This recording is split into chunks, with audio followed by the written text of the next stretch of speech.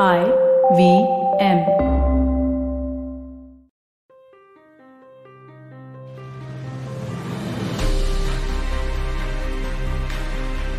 A lot has been said about creativity in today's times. It's fashionable at forums to proclaim advertising is dead, or that influencers will take over the creativity mantle from advertising agencies. What's creativity today? How has the role of creativity changed? And what's the canvas we have to play? Is it really shrinking, or is it indeed getting larger? There's been so much talk about purpose, both in a good and a bad way. At one end, there's so much conversation about it. Everyone seems to want it. Yet, at another end, there's so much woke washing. What's the right way to look at purpose? Does a brand's purpose always have to be something serious, something about changing the world? Or can it be something fun too? And then there's the creative process. How much of collaboration is good collaboration? Doesn't craft need some radical uncollaboration? For someone to go away and do that final piece of writing, filmmaking, design with a certain purity. Also, how do you sell great work? Or you don't? Well, our guest today feels that great work comes as a result of great partnership. So indeed, it doesn't need to be sold. Chaka, welcome to Speakeasy with Dheeraj Sinha. Chaka Sobhani, Global CCO Leo Burnett. Chaka has spent over 10 years as a filmmaker in television. She was with ITV Creative, ITV's first in-house creative agency, production company and design studio. During this time, the network regained the #1 position in the UK, created most successful global formats and content in the X Factor and Downton Abbey, and won prestigious Channel of the Year for the first time in their history. Chaka then spent a number of years at leading independent agency, Mother, before joining Leo Burnett. She's worked on countless brands including McDonald's, Boots, Coca-Cola, Fox, and AdAges. Chaka, welcome to Speakeasy with Dheeraj Sinha. More than welcome. Pleasure to be here, as always, to see your smiley face. Ask me anything you want. Superb. So Chaka, my first question goes straight into, typically in advertising, right? The dream for most of us is that one day we'll make a movie or one day we'll make a something for Netflix, right? The direction is the reverse, that advertising creative directors want to become directors one day. And your flow's been the other side, right?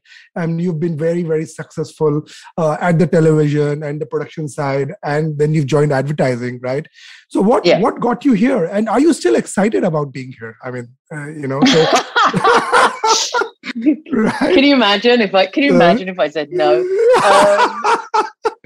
That would be a terrible start, wouldn't it? So yeah, it is. I realise it's not unusual for me because I don't know anything different. But I realise, obviously, coming into this side of the sort of creative industry, the flow of traffic is usually the other way, of people wanting to get into production and as you said, getting into telly.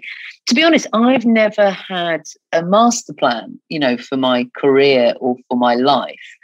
I've just done things that I am really interested in and I'm really passionate about. And I've been very lucky, very, very lucky to meet people who've sort of opened doors. And to be honest, without sounding trite, I've just followed people and opportunities because that's where you're going to learn the most and hopefully get better and do more of the stuff that you like. And the key thing for me leaving college was about making. I wanted to make. I didn't know anything about advertising. So it's really interesting for me when we have conversations about D&I and how we're trying to engage young people. When I was coming out of college, I didn't even think about a career in advertising. I didn't even know what a career in advertising was. I wouldn't have heard of it. But yet I was intensely creative and I wrote and I wanted to direct, but I never. So it's interesting. And this is, 20 years ago, let alone now. I mean, I don't know if it's really moved on that much. But anyway, so the key thing for me was making. Where could I go and make and physically make? And I wanted to direct. That was sort of pretty much the only thing I wanted to do as a kid. Passionately, like, those things where you think, if I can't do it, I just don't know what else I'll be able to do, because it is just the holy grail. It's such a dream. So I sort of busted an ass trying to, with no connections or no sort of family. We didn't come from a family that was connected to anything in the creative industry. My mum was a chemical engineer. So unless I wanted to go and work for an oil company, frankly, I was fucked. excuse my language. Am I allowed to swear, by the way? Of course. This is an advertising podcast. Fantastic. Okay, thank goodness. Otherwise, I'd be in real trouble. So anyway, I went into production. I started directing and directing very low key stuff, obviously, as you do when you're a kid, like very, very, very low budget music videos, very low budget kind of pilots for sketch shows and stuff like that. Because comedy is really important to me. And when it's not even looking back, it's still true for me now. It's like being a chef in a kitchen. I need to be in the kitchen as well. I can't just stand in front of house and just talk to guests. I like playing with the food. That's part of the fun of it for me. It's not part of the fun of it, it's all of it. It's the thing that sort of gives you butterflies in your stomach. And what's been incredible is learning so many other things apart from just the production side. So bit by bit. And I think what I've realized as I've got older is that I don't think I get bored easily, but I just don't want to do the same thing over and over again. I have massive respect for people who can do the same job, for like 20, 30 years, but I think I might go a bit bananas. So it's you can have the same job, but it's what are you sort of developing and what are you growing? What are the new skills? What are the things that you don't really understand and that kind of make you kind of scratch your head and actually get a bit nervous about? I like that. I really like that adrenaline when you look at something like, what the bloody, how the hell do we do that? And that for me is sort of it's the heart of creativity, is looking at problems and kind of going, right, or how do we solve that with creativity, really? Yeah, and being able to see your work out there and see, wow, we did manage a bit of an impact, right? I think that's what we all live for, right? And part of the reason, for example, I never shifted to the client side was that I would die just thinking about one thing all day. I just can't do that. I love the fact that we jump from one thing to the other, in 30-minute slots. I think it's a really good point. I think we're probably a little bit schizophrenic by nature in the fact that we I don't know if that's an appropriate word, so apologies if it isn't, but it's our want to again, back to, I keep making food analogies. I'm obviously hungry, it's lunchtime over here. It's like you want to taste lots of different things all the time and not just eat, I love chicken, but I don't want to eat chicken all the time. I want to have I want to have dessert, I want to have coffee, I want to have all these lovely things. And particularly when you come across a new flavor, oh my God, it's like your head gets blown. It's like amazing. So I completely agree. I imagine it's probably a thread in all of us creative folk is the sort of need to do lots of different things, right? Yeah. And that segues, Chaka, to the other question, which is, what really is creativity today, right? I mean, in India, for example, Raj and I, we're always talking about innovation. We're talking about technology. We're talking about what's the new piece that we are inventing, right? So we are playing with technology, data, real gadgets, and so on and so forth.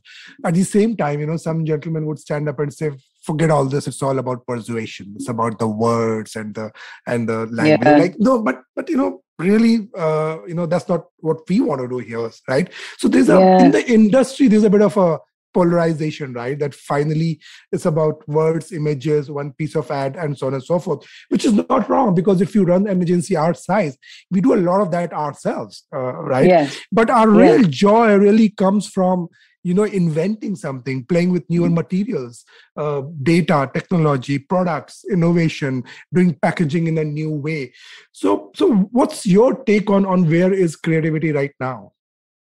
Well, I think it's everything you just said. You just answered it for me. It's brilliant. I don't even need to say a thing. I think it's all of those things. I think sometimes as an industry, as people, we can get into a very kind of reductive sort of sense of being where things have to be taken away and a new thing gets put on top, as if that's the way creativity works. And I don't think it is reductive. I think it's additive. I think it, through time, through the annals of time, the fascinating, exciting wonder of creativity is how it moves and grows and adapts to culture around it, to advancements, whether that be industrial, whether that be technology, whatever it is.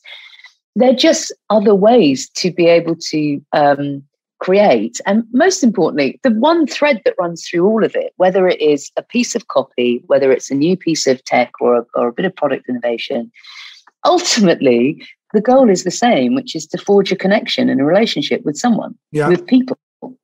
That's it. And I say that's it as if it's a really easy thing. It bloody isn't, as you and I know. That's the thing that we bust an ass over every single day, is to create something meaningful. And so tech in and of itself, or data in and of itself, means cool, frankly. The iPhone as a, we've all got these things, fabulous as they are, in and of itself, I don't care about the tech of the iPhone. What I'm excited about is what it does for my life. What does it enable me to do? What new doors does it open for me? I still, every time I pay for something on my iWatch, I'm still amazed. I'm like, this is insane. I'm just flashing my watch over something and I managed to purchase it. This is amazing. I don't even carry money around anymore. The fact that I can, my kid has started high school, and I can watch where she is as she's coming home. Oh my God. Yes. It's changed. These small things, they're not small things. They are huge. But I think what it has done, so I don't disagree with people who say it's about persuasion. Of course it's about persuasion, but it's also about embracing all the new ways in which we can communicate. Persuasion is no longer talking at people. It hasn't been for over a decade and longer than that.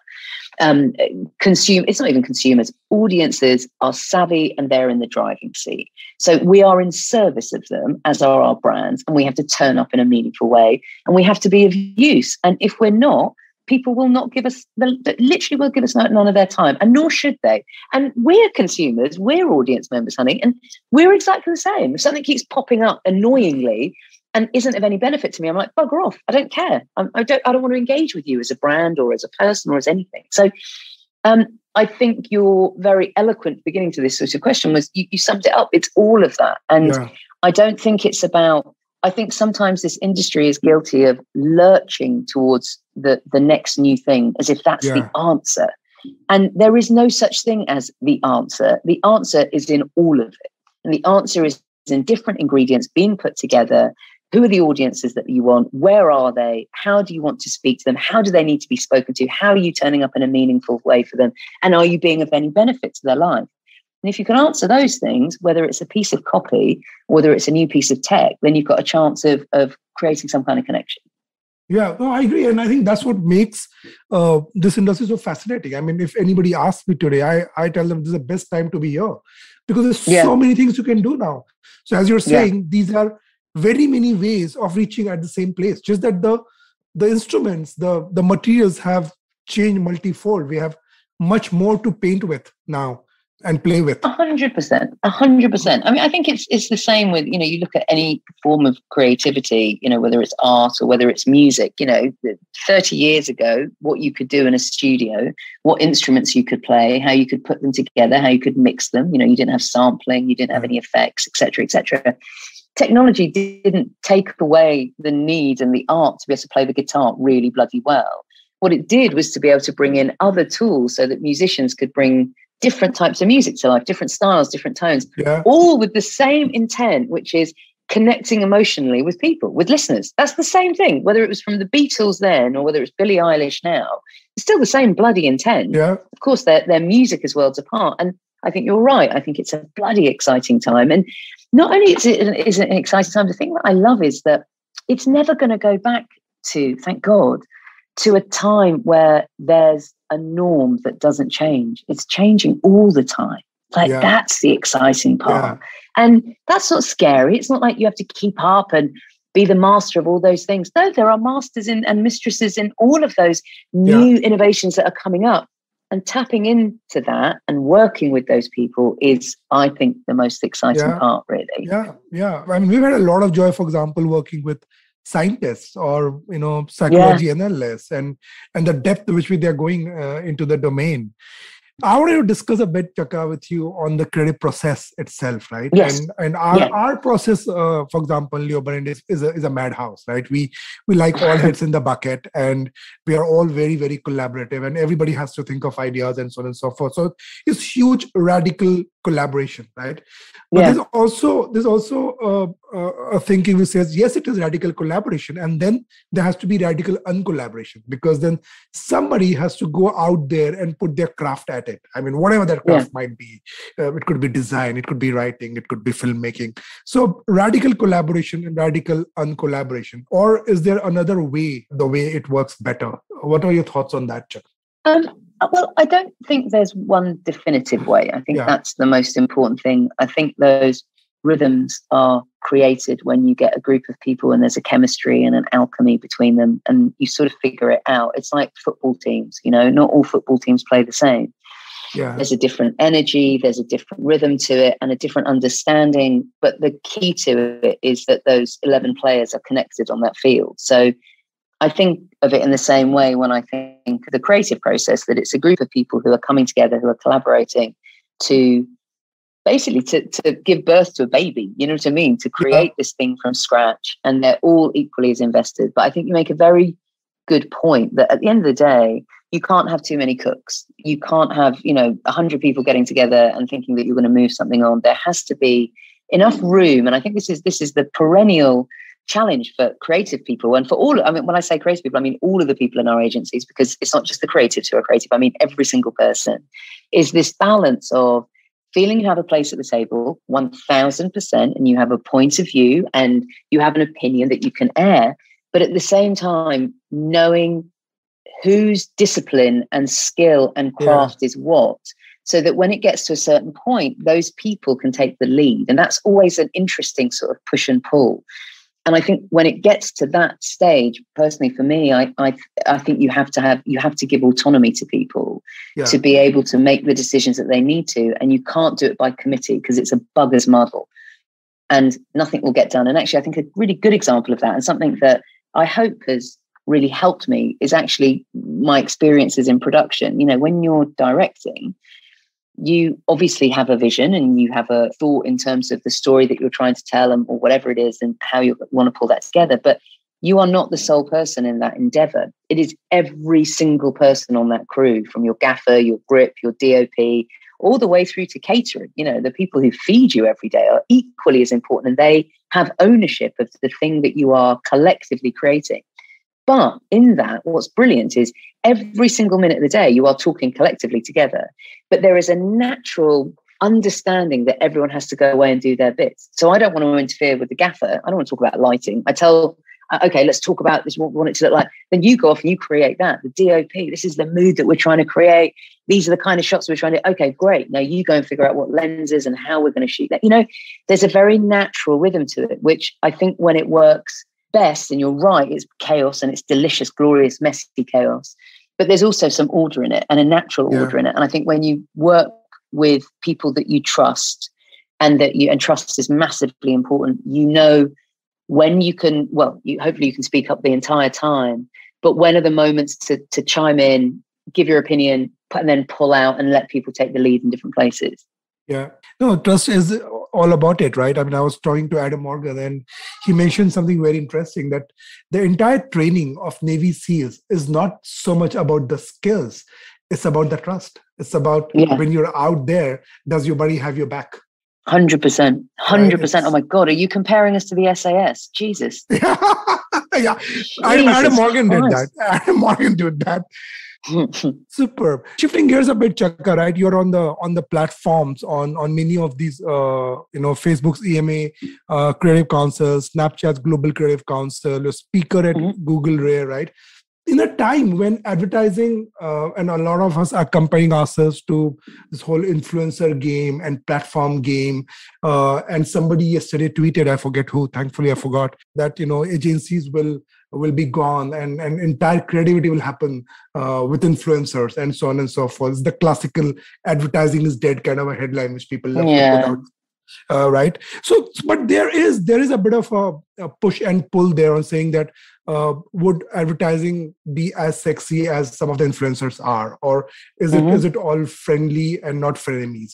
So what's your view on creativity with the platforms? What's your view on creativity in the world where influencers are probably as good, if not better, many times than the product that we put out? Well, I think it goes back to what we were talking about earlier, in the fact that I suppose the shape and face of creativity in the modern world and influencers and online platforms is obviously still a relatively new phenomena of kind of the last 10 years. And we've seen it. I've been fascinated by it because I was a grown up from the beginning of it. I wasn't a kid going into sort of things like YouTube and Facebook, and seeing where Facebook starts to lag down, and then Insta starts taking for different audiences, and it starts to fragment in the right way as there's more choice, etc., and people can be more selective. I think, as I said, it goes back to what we were saying at the beginning, which is the key is that we have a much bigger playground in which to play in. So no longer is it, and thank God, it's not just telly or radio, out of home. All three channels, by the way, which I love and I still think are incredibly important, but they are now just part of a much, much bigger landscape. So that title bores the hell out of me when people are advertising is dead. Shut up. That's just so boring and unoriginal. It's dead if it doesn't acknowledge that the world has changed and doesn't understand how to connect with people, because that's ultimately our role. We do that on behalf of our brands. We are building dialogues between brands and people and relationships. So obviously, if we just think that it's the way it was 20 years ago, we'll be dead in the water. But I don't know anyone that I work with or even in this industry who thinks that. So that's ridiculous. And I think also this goes back to the thing of not necessarily reductive or additive, but this idea of better or worse. Like, this channel is better, influencers are better. No, it's this platform that's better. Bullshit. Absolute bullshit. Who are you trying to talk to? Is that the right platform, the right space for you to be able to speak to those people? If it is, understand it properly, authentically, and you will be able to create dialogue. I think where some brands can go wrong is they look at a platform, it looks very, very attractive. And sometimes there can be a sense that you can just sort of buy your way into it. And you can't. You have to understand, the whole point of influencers, as we know, it's a bit different now. But I remember at the beginning, that original generation, there was a real honor about what they would back and what they wouldn't back, because they knew that their relationship with their audiences in their millions, obviously, as we know, was more important, and that their audience would be able to sniff bullshit. So if they were just promoting stuff that they didn't believe in and wasn't true to who they were authentically and their brand, then frankly, their audience would have turned around and gone like, you know what, you're not for me. You're trying to sell me shit. You're not there for my benefit. I think it's changed a little bit more. I think, look at TikTok, for goodness sake. We are so aware when we're being sold something, and you kind of go like, okay, you know what? Cool.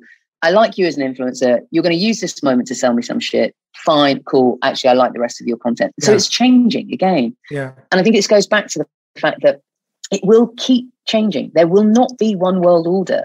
And we've just got to keep being reactive to that and understanding it, properly understanding it. So I don't think there is better or worse. I don't think that all brands need to be on all platforms. I think you have to understand who you are and where you need to turn up. And then when you turn up, make sure, for God's sake, that you're being authentic and that you understand that platform and you understand those audiences. Yeah, I love that analogy. You're saying it's and it's not or, right? It's just more on the platter. It's like how Indian food is like a thali, right? I mean, a little bit of everything on that, and take your pick, right? It's crunchy and sour and salty, all 100%. 100%. And it's not all for everyone. You don't have to be doing all of it. I remember, I'm old enough to remember when, right at the very beginning, when it was Bebo and God knows all these, they came and won, and people sort of go, oh my God, what should we do? What's our strategy for that? You're like, well, why would you be on that? You don't need to be on that. That's got nothing to do with you. That's not them not being progressive. Maybe they need to go into other spaces. Maybe it's experiential. Maybe it's through activations. Who the hell knows? But I think if you come, instead of sort of, again, this idea of like, there's an answer or like, a silver bullet, that's just crazy. Absolutely crazy. I start with the truth of your brand, and then, and who you are and what you stand for. And then from there, you go outwards from that and figure out where you need to be. Again, it's not rocket science. Yeah. Chaka, let's talk about humankind a bit, right? I mean, we're a humankind agency, and I mean, it's very close to my heart, and we love, you see a humankind idea, like, yes, it is. I mean, there's never a debate in the room when there's an 8-ball idea, right? I mean, I've been in the room so many times. If it's an 8-ball, there's never a debate, right? I mean, everybody is saying yes. I mean, the guys who were so cynical right in the morning would be like, yes, it is, right? Now, of course, so there's purpose and there's humankind at one end, but there's also a lot of woke washing, right? It almost looks like we've got ourselves a formula, right? I mean, pick this, put this, and here you have a case study video material stuff. And brands are kind of getting into territories that they have very little to do with at times, and then saying that, so how do we navigate this? I mean, how do we navigate the idea of purpose? What are your thoughts on that? Well, it sort of links to what I was just talking about a bit earlier, to be honest, which is all about authenticity. And I think our job is to help keep our brands honest, and for them not to panic and think, oh my goodness, everyone has a purpose. We need to have one. What's the hot topic right now? Let's jump on that. It's not about that, because again, people sniff out bullshit. They know whether you're sincere about that, and it doesn't mean that you necessarily have to have had a history in supporting a certain issue or certain politics, not at all. But when you start preaching, or not preaching is the wrong word, when you start backing or start supporting a certain cause or a certain purpose, then that has to live through your organization, through every single touch point. And it has to become a reality. It can't be a strategic strand that is, oh, this is our purpose strategy. Well, that's ridiculous. You know what I mean? It can't just be in communications. It has to be embedded in the organization. It can't just be in communications. It has to be in acts. What are you actually doing? How are you turning up? How visible is it? And what is the real, and I think this is the thing ultimately that people judge, audiences judge, is your intent. What is your intent? Are you trying to score brownie points to appear liberal or to appear however you are trying to be perceived? Or do you genuinely believe there is a problem of significance in the world that you as a brand could help in some way? And if you come from that, which comes from ultimately, we talked about humankind, comes from heart, and it comes from love. And that's obviously the strongest thing in the world. That's ultimately what humankind is about. And what Leo's is about is love.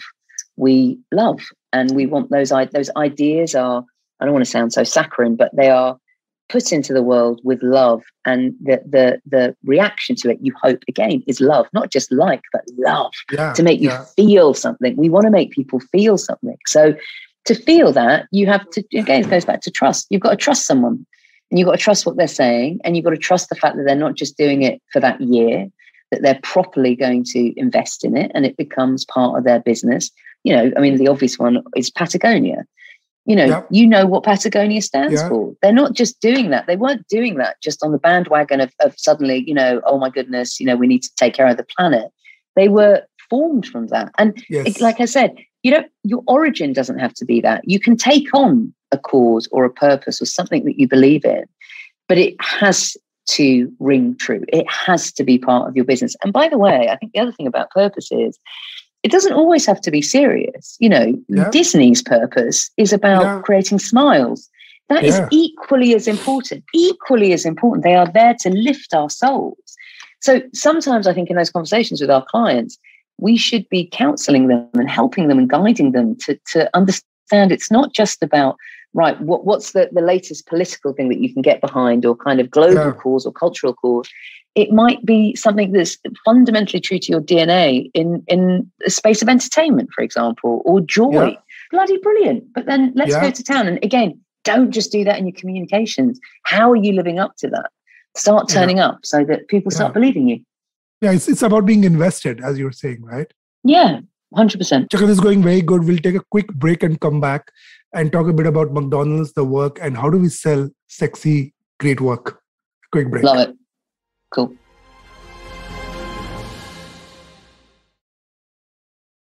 Hello, everybody. It's been another great week on the IVM Podcast Network. An app for extramarital relationships sounds interesting? Well, it exists, and it's booming. On KBCD, Farad and Sunetru talked to Sybil Shadel from Gleeden, a dating service primarily marketed to women. On Simplified, the gang discussed the phenomena of sports washing illustrated by the recent Saudi takeover of the Newcastle United Football Club. On the Life Manifesto, Serena explains various lessons from Charlie Plum's life and how we can apply them to our own lives. On Say No to Drama, Chetna is here to slice the drama around workaholics and help understand the consequences of our choices.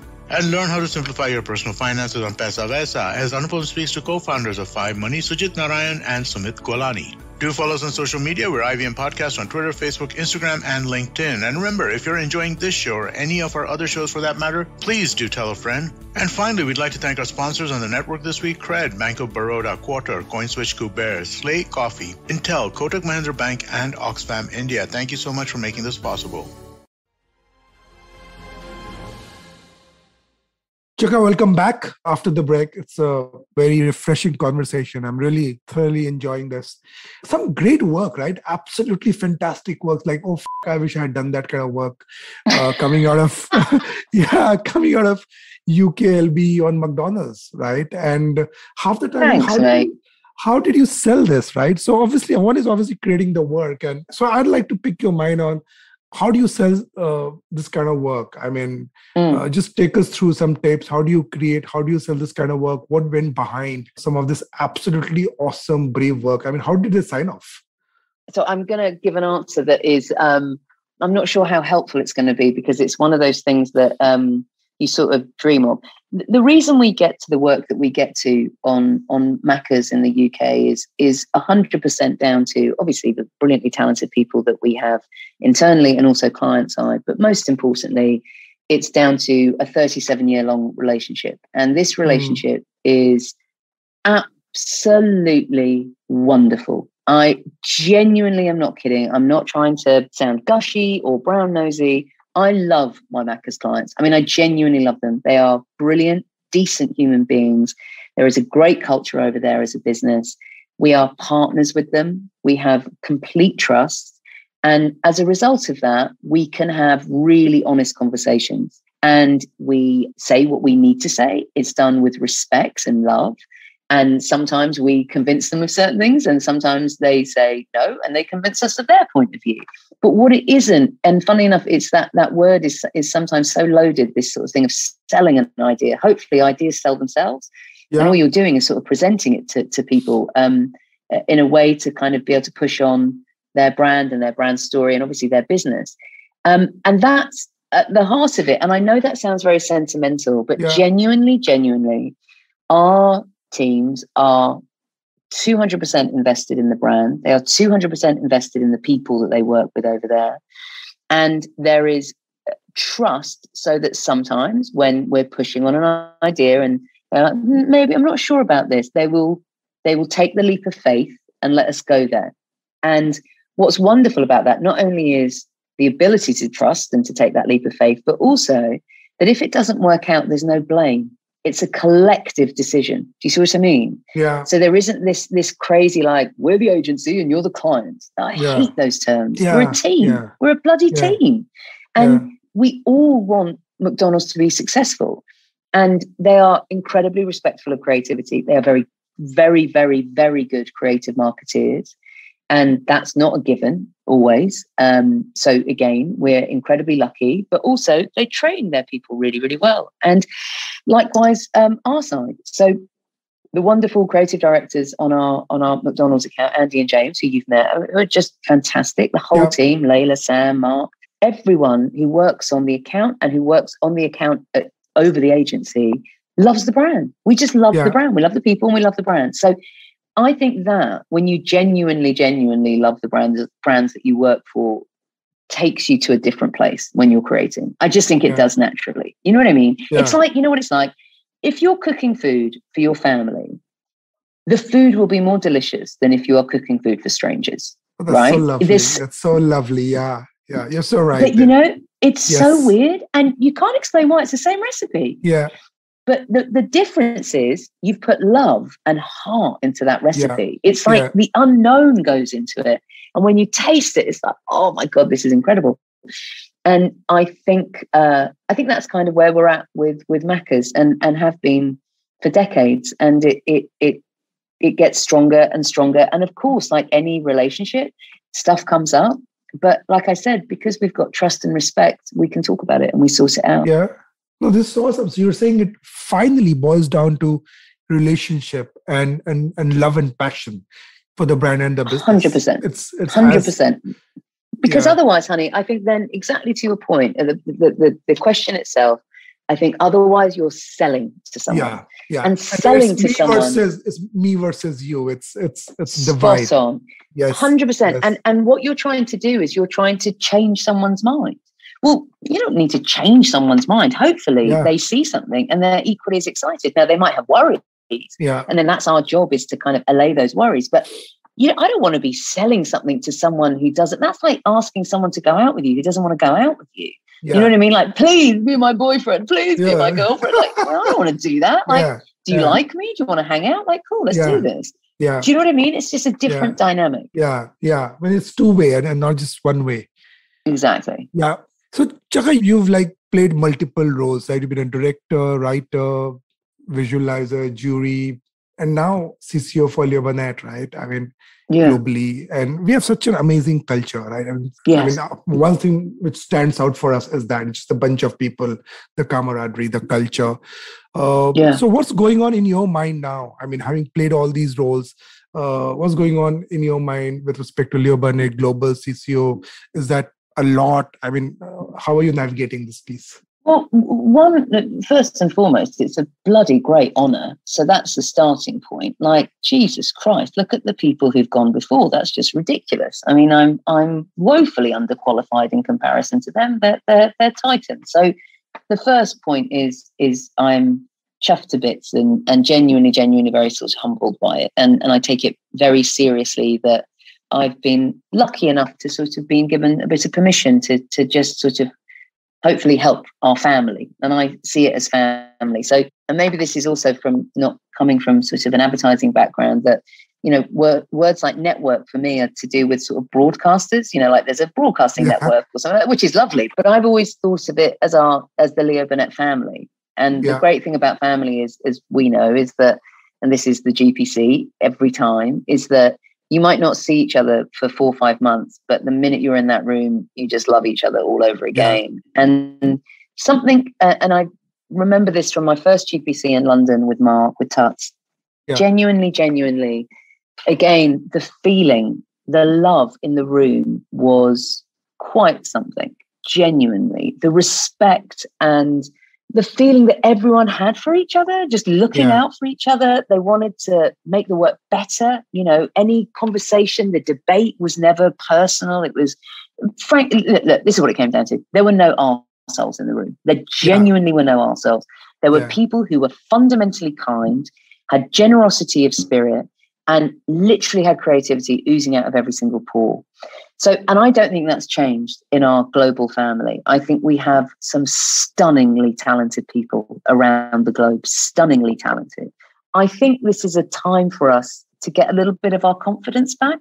Yeah. I think the world has been crazy. I think the advertising world has been crazy. There's been so many changes. And when there's so many changes, I think that can sometimes be a bit destabilizing, you know, and you sort of look around, are we as relevant? Yes, we are. We are not, just because we have a heritage does not make us traditional and boring and one note. We don't want to make one type of work.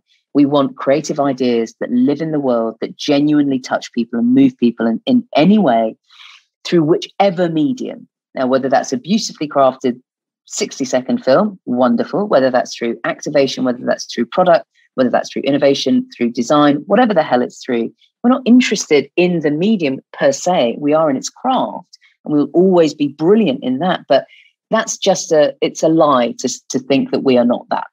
But I think we can start talking about it and shouting about it a little bit louder. Now, that said, we've got to have the work to back that up. You can't just say those things. You've got to have the work to back it up. But to get to that work, you've got to have confidence. And to have confidence, you've got to remember how brilliant you are. And you've got to remember that you're part of a family. Remember what we're about. I think, again, we all know it. The minute you speak to another Burnetta, you can feel it straight away. Yeah. But I think we need to articulate it a little bit, not in a complicated way. I'm a very simple girl. I don't like reams and reams of stuff. Otherwise I get confused.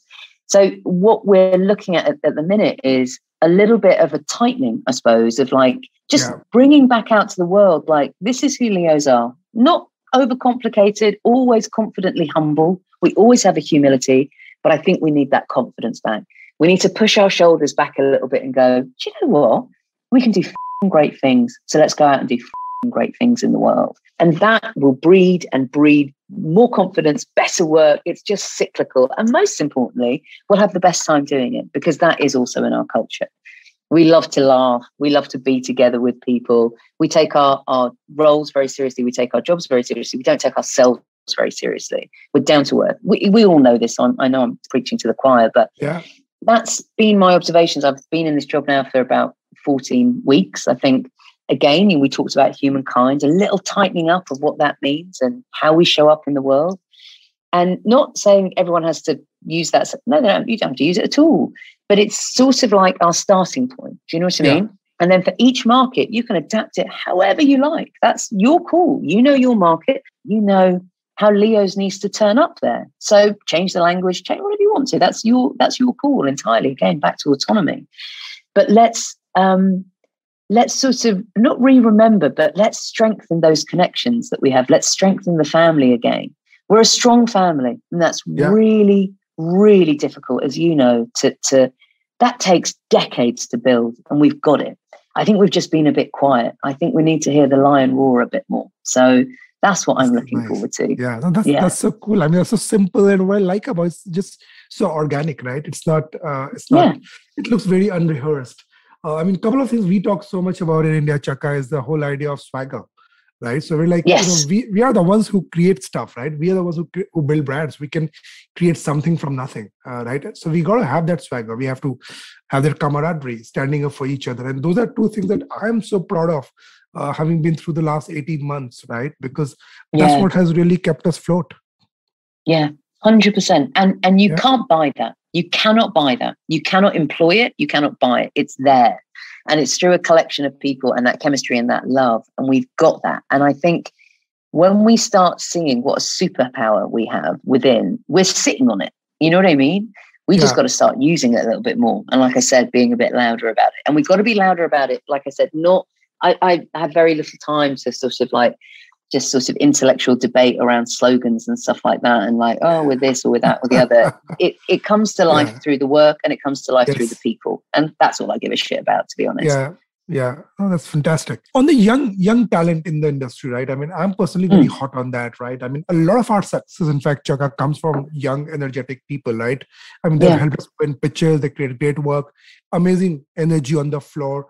The whole Apollo 11 proposition, for example, is just made of very, very young people, right?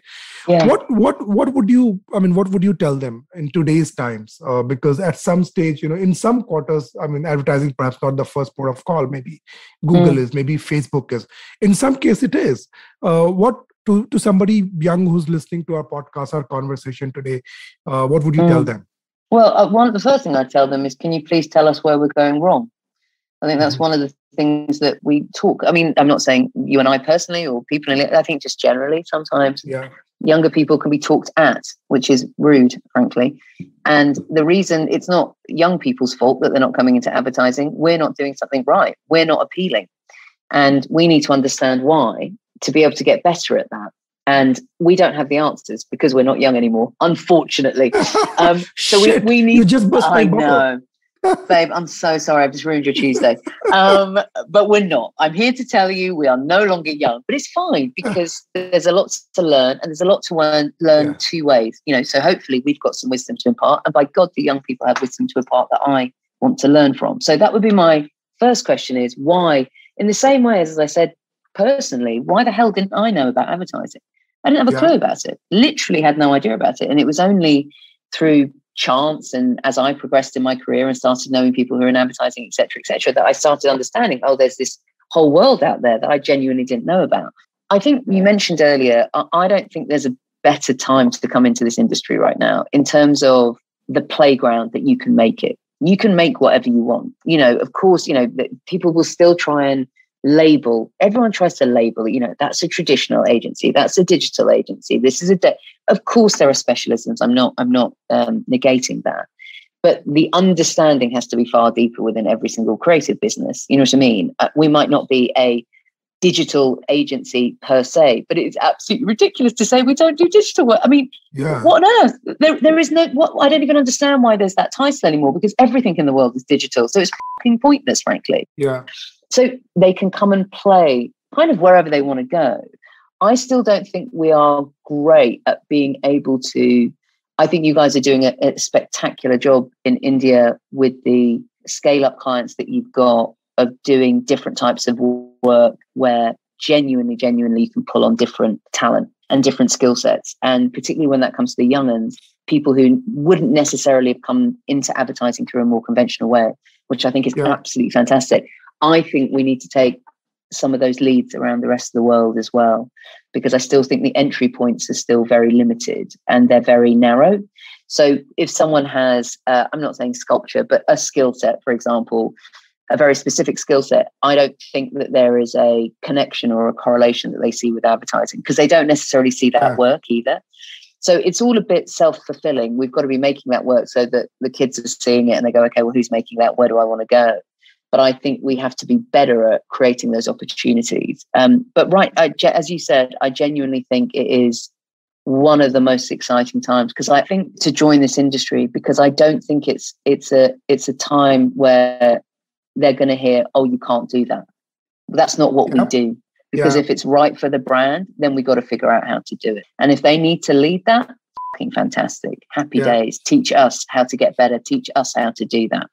Yeah. And that's also something, the reversal of the role of saying that you mentor us rather than we mentoring you. Yeah, that's the awesome piece of it. Chaka, thank you so much. Fantastic conversation. And we take a break and we come back where you get to grill me back. I can what you back? I can grill you back. Good. Yeah. Finally. I love it. All right, darling. It's a quick break and back. A wise man once said, traveling, it makes you speechless, then turns you into a storyteller. Well, listen to such travel stories and experiences exploring India on the Musafir Stories with us, Saif and Faiza. Catch us on the IVM website, app, or wherever you get your podcasts from.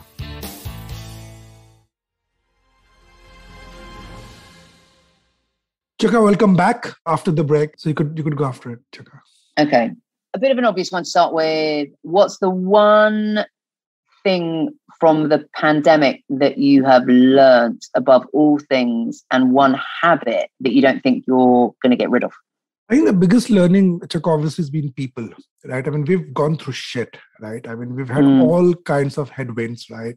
But the way people have stood shoulder to shoulder, I don't think we had this organization 18 months back. We didn't. We weren't so close ever. And we have like 3 offices, Mumbai, Bangalore, Delhi. You would have to fly to Delhi to meet people, talk, worry about what's going on in Delhi or worry about what's going on in Bangalore. Now we meet them, all our leaders, 50 people, one phone call every Tuesday, 10:30. Everybody plugs in. I mean, that's the biggest thing I would say. It's just the boon in disguise of people coming together. Love it. Okay, cool. Big question. This is like one of that's asked at the end of your life, but I'm going to ask it to you now. What are you most proud of in your life, your entire life? Doesn't have to do with work. This is a personal question as well. Yeah, most proud of. Okay, I would say my 2 kids. Of course. I'm glad. I needed to check. If all of a sudden you said a 30-second commercial, I was going to have to be worried. The trick one, yeah. Yes, yeah, it's that. It's just, I mean, yeah. I mean, at the end of the day, I mean, that's what you go back and you're like, all right, all's well with the world, no matter what goes on through the day. Yes. What's the biggest thing that your kids have taught you? So my elder one is now in grade 10, right? And his whole attitude in life, I was saying, Dad, don't worry, shit happens. It happens all the time. I think that, right? I mean, he's just with these headphones and saying, don't worry, let me show you some memes.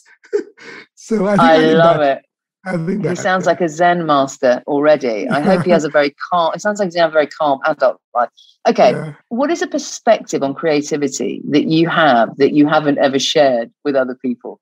So I've been a strategist all my life, right? And for the longest time, I kind of yearned to belong, right? And I had one of my creative directors said, how can it be that it's my heart and it'll have your beat? It doesn't work like that, mate. So I've always struggled. And then I met a lot of partners. I met Sonal, I met Raj, who were so embracing, right? We're like, everybody's creative. Let's thrash idea. Let's do it. There's no judgment on the table. And that transition is something that I loved in my midway through my career, where from a stage of wanting to get embraced to a stage of some people in my life coming and saying, everything's creative. Everybody's creative. Let's create together. I would say that view of creativity is so liberating. I mean, it does so much good. I love that. And I think you've hit on a massively important point, which is particularly the partnership between creative and strategy. I mean, it is part of the same heartbeat. Yeah. And the idea that they can be separated is absolutely nonsense. Yeah. Okay, so what's the best piece of work that you've seen? And when I say work, by the way, it doesn't have to be advertising. What is the thing that has stimulated you the most creatively in the last 12 months? It's a tough one. It can be advertising. I was going to say it's the McDonald's takeaway. No. Yeah. But it is, I mean, one of the latest work, is hot off the press and absolutely fantastic, Chaka. I mean, I'm really jealous of that piece of work. Absolutely jealous of saying, how about us not doing it? And I think the reason I like it is because it's not advertising, to your point. Right? Yeah. It's not advertising. I don't see that advertising. I see that as, part of your life. You're working, times are tough, and it just is there. It's not trying to intervene. It's not trying to force in. And that's the reason I like it. I love it. Thank you, buddy. That's very, very kind. And last question. What would you want to say to your gang in India about the next 12 months, what you're excited about, and kind of the things to get hopeful and optimistic about? Yeah. So, I think we are in the inside pages of Fast Company. We want to be on the cover of Fast Company. Oh, nice. Okay, well, look, come on. That's a pretty good ending, right?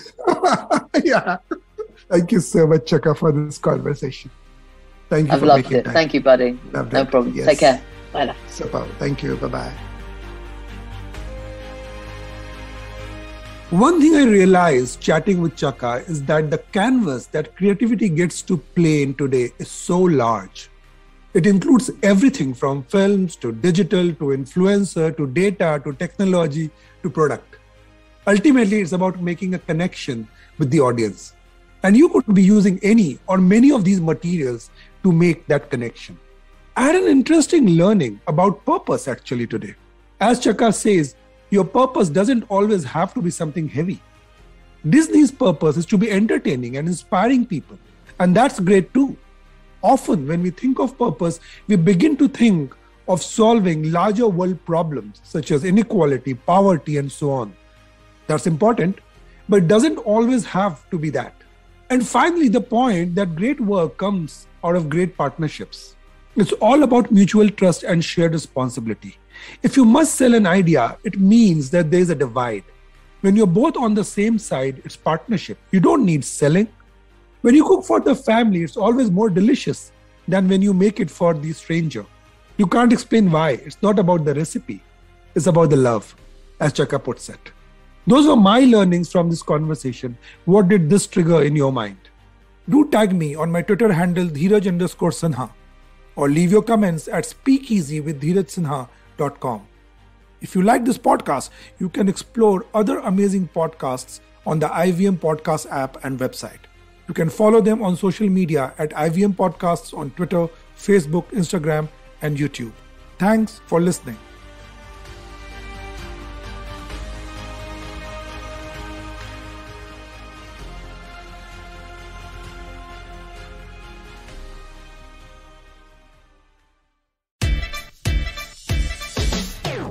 From uncensored and unfiltered chats with the who's who of the entertainment industry, I, Siddharth Kannan, bring you a very hardcore chat show called Candid Kannan. Tune in every Friday on the IVM Podcast app or wherever you get your podcasts.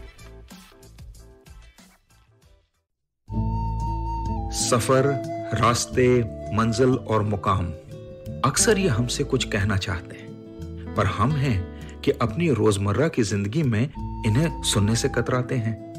नमस्ते दोस्तों, मेरा नाम है केशव चतुर्वेदी और मैं आपको ले चलूंगा कुछ ऐसे सफर पर जहां आपको एक नया नजरिया मिलेगा सफर और मंजिलों को देखने का।